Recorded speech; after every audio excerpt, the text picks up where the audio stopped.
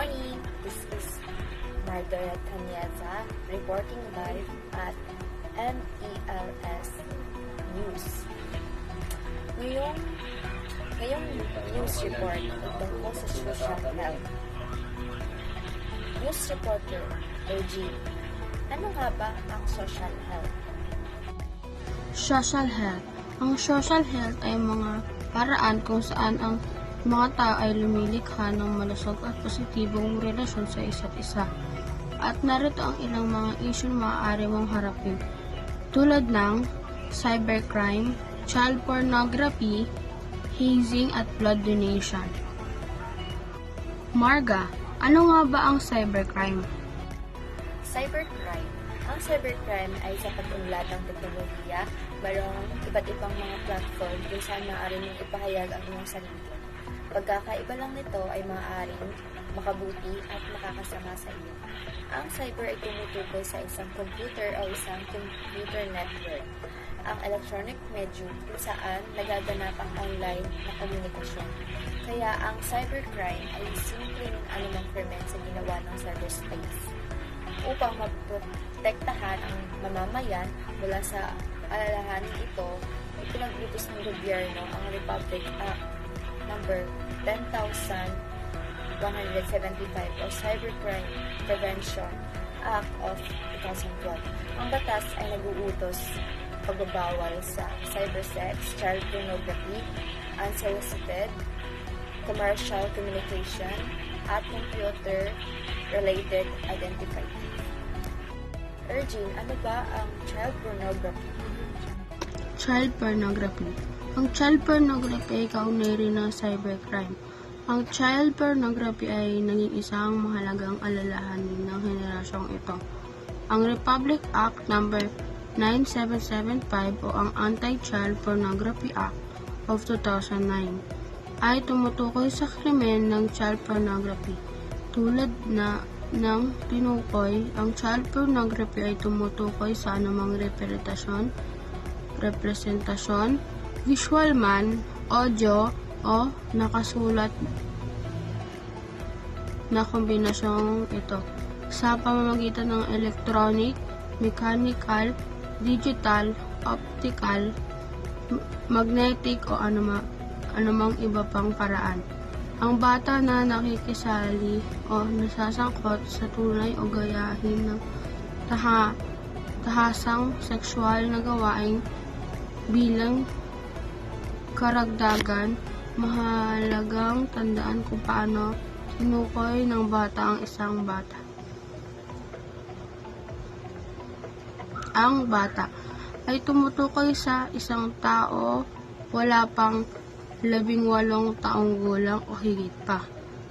Ngunit hindi niya kayang ganap na pangalagaan ang kanyang sarili mula sa pag-aabuso, pagpapabaya, kalupitan, pagsasamantala o diskriminasyon dahil sa pisikal o mental na kapansanan o kondisyon. Para sa layunin ng batas na ito, ang isang bata ay dapat ding sumangguni sa una, isang tao anuman ang edad na ipinakita,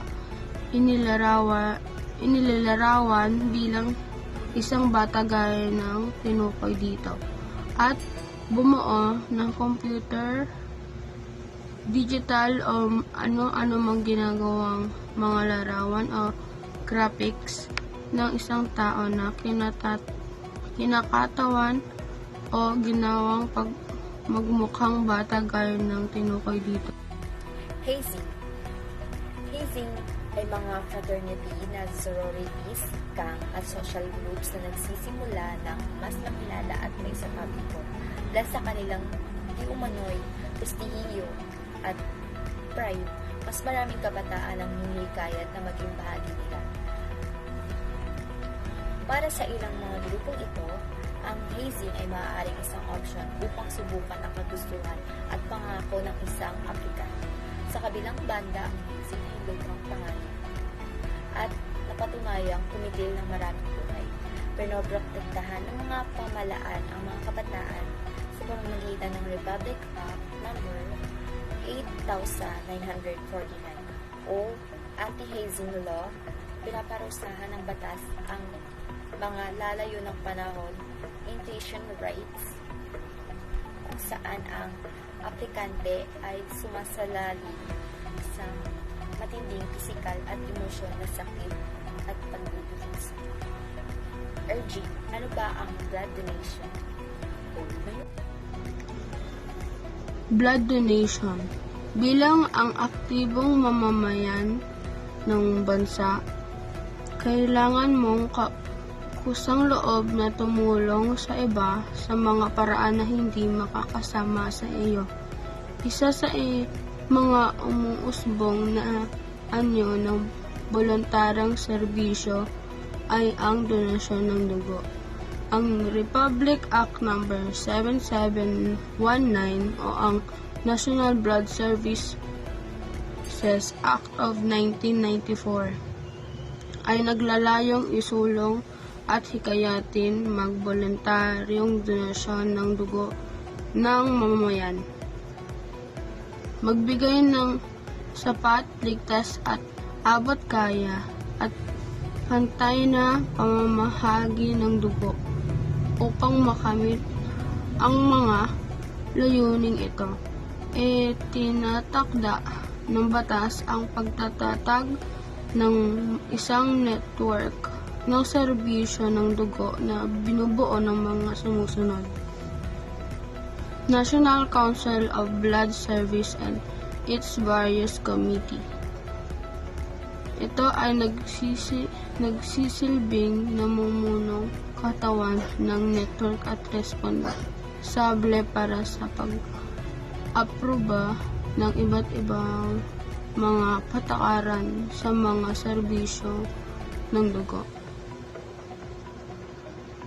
Philippine National Blood Service.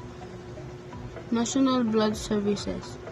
Sa ilalim ng mga blood center nito, gumagana ito sa recruitment, retention at pangangalaga ng mga voluntaryong donor ng dugo. Magkolekta ng dugo mula sa mga